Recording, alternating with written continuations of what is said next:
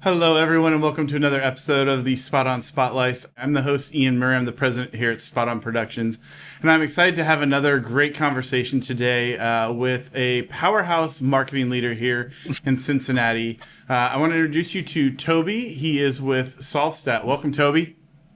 Hey, Ian, thanks very much. I hope I live up to the great moniker there. So, Toby, tell me a little bit about kind of your history. What's your story, and how'd you get into marketing? Yeah, I come to it from the creative side. So I started my career as a graphic designer for an agency in town. And then actually I worked as a professor of graphic design for a little over 11 years at Northern Kentucky University.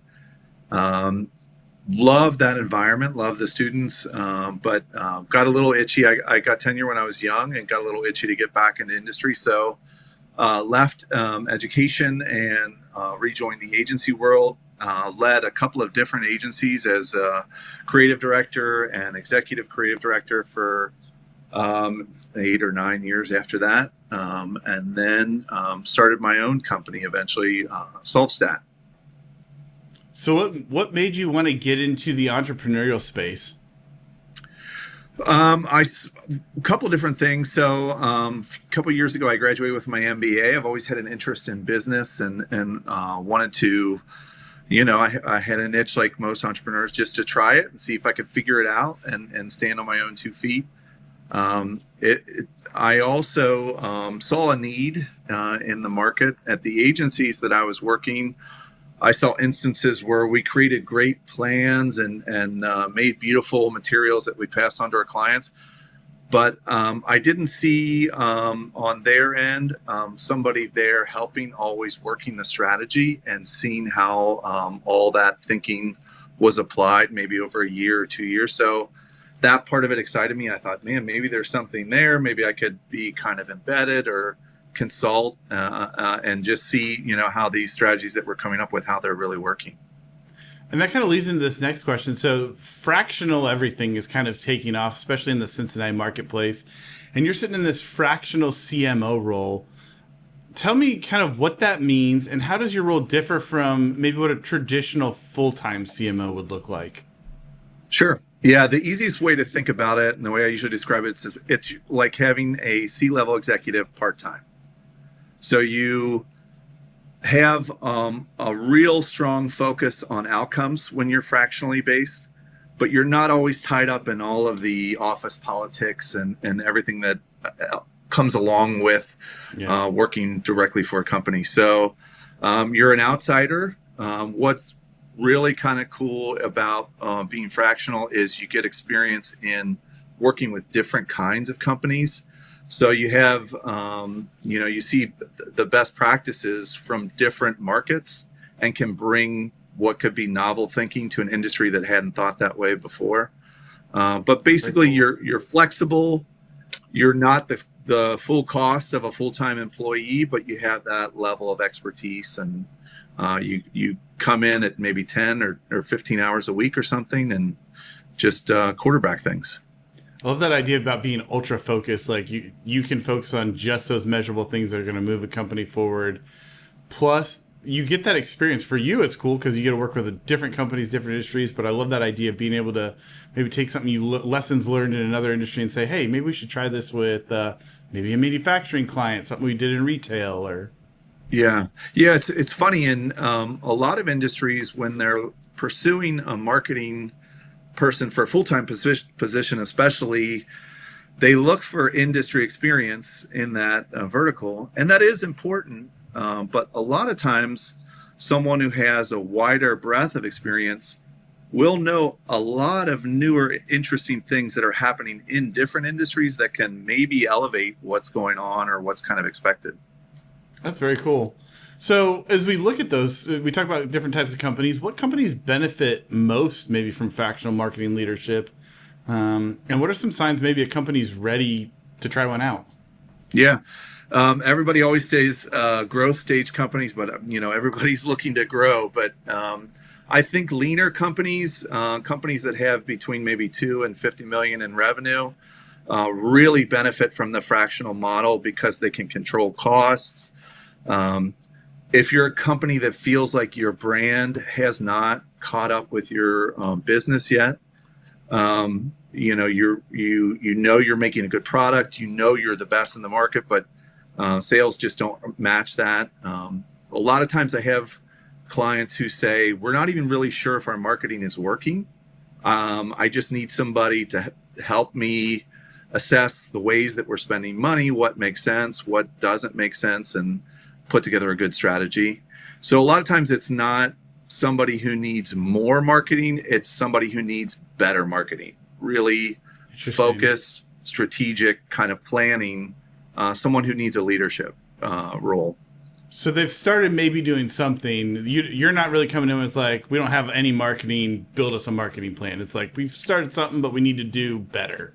Yeah, they could have one or two or a handful of full-time employees.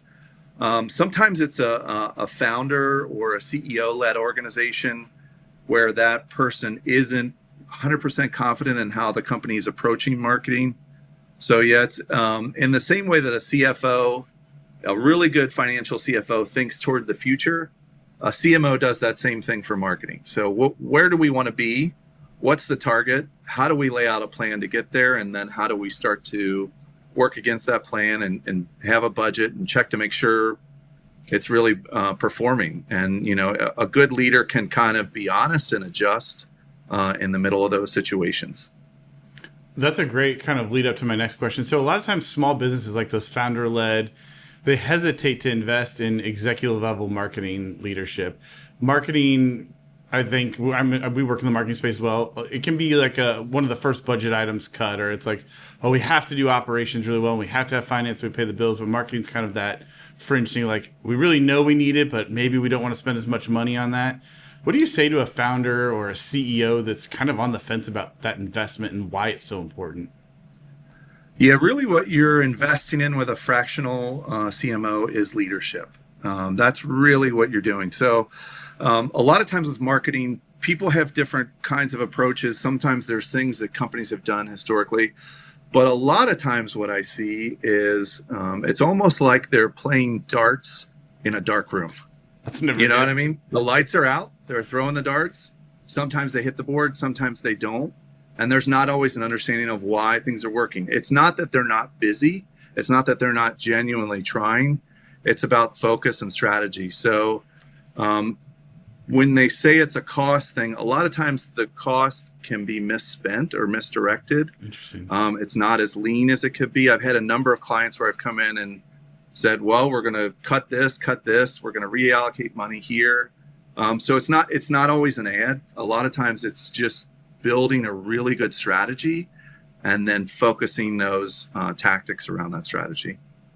Nice. So following up on that then, without naming anybody, but can you share a success story where bringing in a fractional CMO helped that company really make a measurable difference and kind of what that looked like? Yeah, I had a really great client last year. It was a CPG company. They'd already been through a rebrand and didn't notice a big measurable difference in market.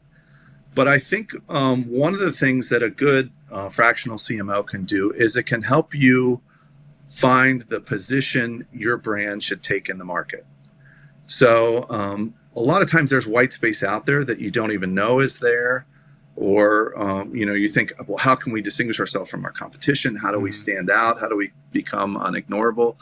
A lot of times it's space that nobody is grabbing, and being able to see that and identify that as your North Star, and then directing everything like social media, ads, website, SEO, like all of those things in that direction really start to make a bigger, broader kind of impact. So I had that experience. I helped a CPG company align on their brand. We went through a number of changes after that North Star was set. We did packaging redesign. We did a lot around social media, built a brand new website. There were a lot of tactics that followed up with that. But that change of understanding their purpose and direction as a brand really help them engage with their customers better. They saw sales go up, they saw engagement in social media go through the roof organically because people connected with the brand. It resonated with them. That's awesome. So where do most companies get stuck before they bring in a fractional CMO? A lot of times it's doing too many things.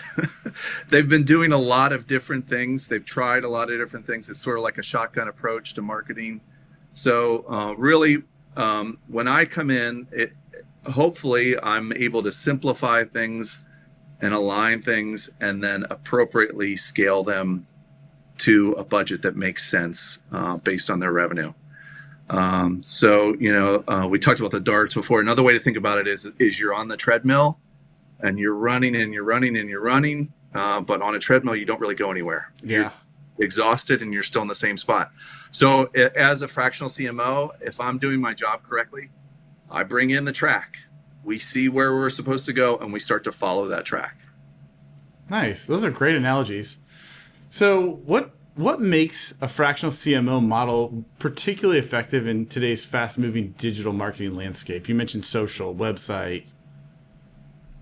Yeah, I think one of the things is being connected to so many different kinds of clients and industries because everything's changing digitally right now. You can't watch anything without hearing about AI or new software that's coming out all the time. But having somebody that's connected into different industries, you learn how every organization does things differently. You learn what some of the best ways are, and you get access to those. It's almost like a cheat code or a bag of tricks that you can bring with you. As a fractional, you're plugged into real trends that are happening in different industries, but it's also really it's a way to get there a little bit faster. It's leaner. It's one person. It's a portion of that person's time. It's just really focused on outcomes. It's for a lot of people, it's just a quicker kind of answer that gets more result focused kind of production. You mentioned AI. Is AI? People think like, AI is the magic bullet. Like I just, put my data in this platform. I put my project. It's going to do all this stuff. What do you think about AI and how that's going to affect marketing and even what you do as a fractional CMO?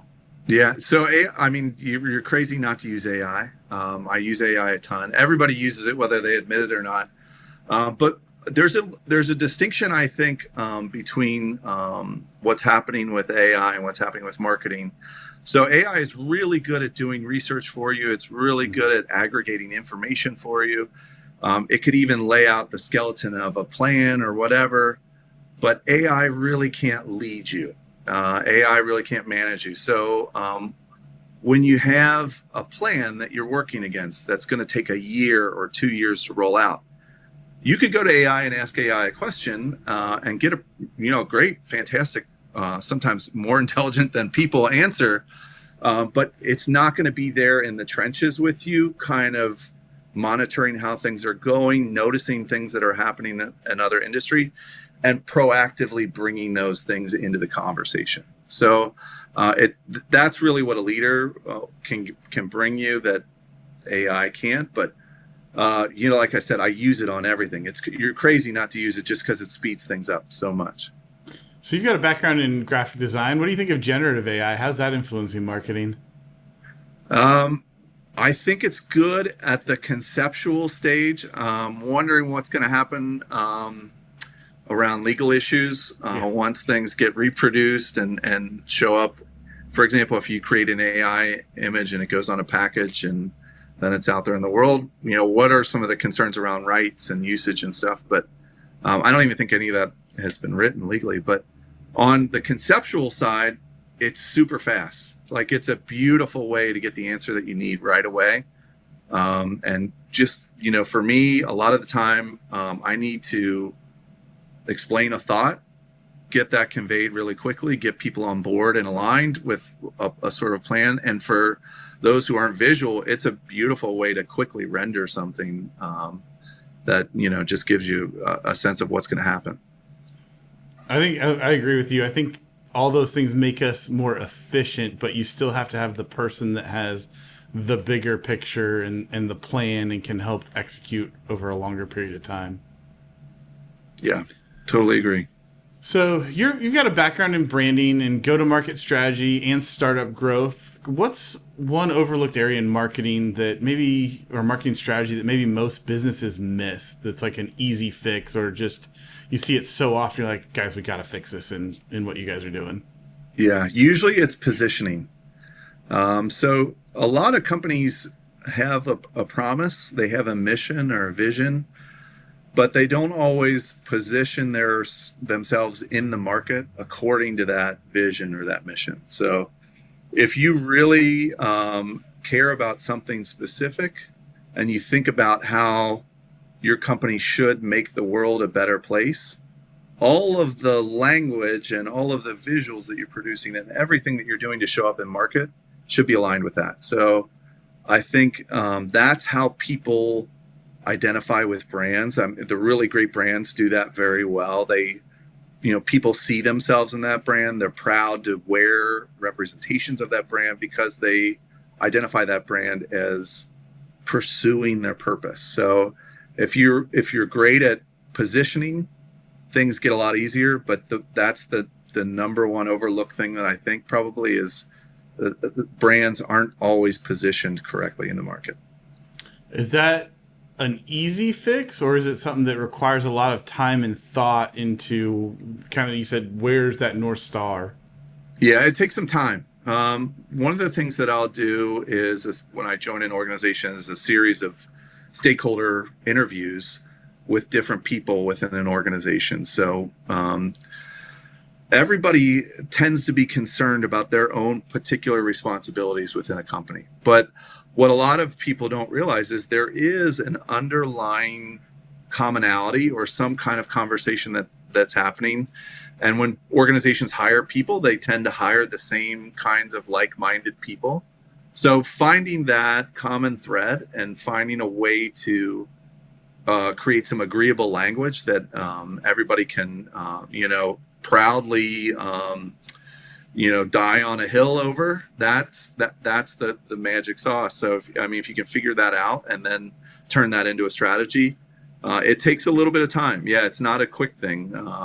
It's different for everybody, but whatever it is, it's time super well spent, because later as you go to execute anything, like you make a Facebook ad or whatever, you know exactly the kind of words that you should be using, exactly the right kinds of images, who you're appealing to, all because everybody's aligned. And when things go to be created and approved, there isn't all of the disagreements and the criticism and everything within the organization because we're following that plan. That's a great point. So we used to do a little bit in the branding space, and we used to talk about like the brand genetics profile, like what's the language and what's that brand as you roll it out. So like you said, that common thread, how important is that in marketing to not only look at that external audience, but that internal audience? So when somebody answers the phone, it's on brand. When somebody's out talking to their family or friends about that, or when they're talking to the UPS driver, how do you build that brand into a company, into the employees? It's super important. Yeah. A lot of companies talk about internal language and external language. I don't really believe in that. I think there are some trade secrets you probably want to keep under the roof. Right. But your culture should be representative of your brand. So the things that you're telling your folks on the inside on the first day of orientation when they're newly hired, here are the things that we care about, and here's how we build trust within our industry. Those should be the same things that you're saying externally as well. It needs to be all connected. So I really believe brands also should have a personality in their voice. Old Spice, they're known for being a bit of a jester. People can associate with that. It's fun, it's lighthearted. So you think of the guy that's like half man, half horse walking on the beach. Then you think of a brand like Apple, that's a creator brand. They're innovative, building all kinds of things that, we find out that later that we need in our lives. Or even Coke, they try to portray themselves as Santa Claus or a smile or an experience. So personalities are a big part of that equation when you come to figure out how your brand should speak. And I love how Wendy's did that with their social media. They just started becoming like the cutting edge, like just they would poke and jest and kind of like Yeah. kind of cross the old line where it's like, oh, we don't want to offend customers. We're like, hey, they'll call you out on stuff. It's That was wild. I don't know if you saw the one where they showed up with a food truck outside of McDonald's that had broken ice cream machines, and they were offering Frosties in the parking lots. Crazy. Amazing. And everybody knows McDonald's ice cream machines only work like half the time. It's like a whole scandal. Yeah. That's funny. So are you, as a fractional CMO, is that a long-term play for you, or do you kind of plan to work yourself out of a job and transition to a full-time internal person at some point? I think both happen. So some people, some organizations that are founder-led or CEO-led, they don't want to be as hands-on with marketing. They want somebody to quarterback, and they're happy with the relationship as long as things are going well and revenue continues to increase as a result of the spend. It could be a really long-term engagement. Other times, organizations just need somebody to get things in good working order, just get it in shape. And that's one of the places I can help as well. So there are plenty of places where the contract does have a term. Sometimes it's as short as 3 months. Sometimes it's a year. And then there are some where I just have constant ongoing relationships. You're just a part of the, you're just like that outsourced part of the staff. Yep. Yeah. That's very cool. So as we look to wrap up, what's your best piece of business advice? Maybe something somebody gave you, or your favorite piece of business advice to give out?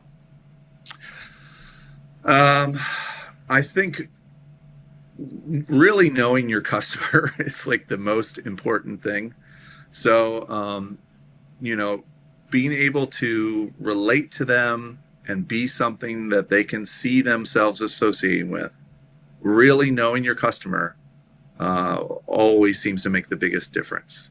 You're trying to create advocates for your brand. You're trying to create instances where people will be excited to share information about what you're doing as a company. That only happens if you really understand your customer well. That's great advice. Because I think sometimes we think we know what we want to, what we think we know what our customers are all about and what our customers want to hear, but really being intentional about listening and figuring that out is really important. Yep. So where can people find you online? What's the best way to connect with you? Sure. Yeah. So my company, SolvStat, you can see it on the lower third there, solvstat.com. I'm also pretty active on LinkedIn. So on LinkedIn, I'm Tobias Brauer. But my friends like Ian call me Toby. But yeah, Tobias Brauer. So awesome. I should be the first one that comes up in LinkedIn. It's kind of a weird name. It's a unique name. You're positioned well.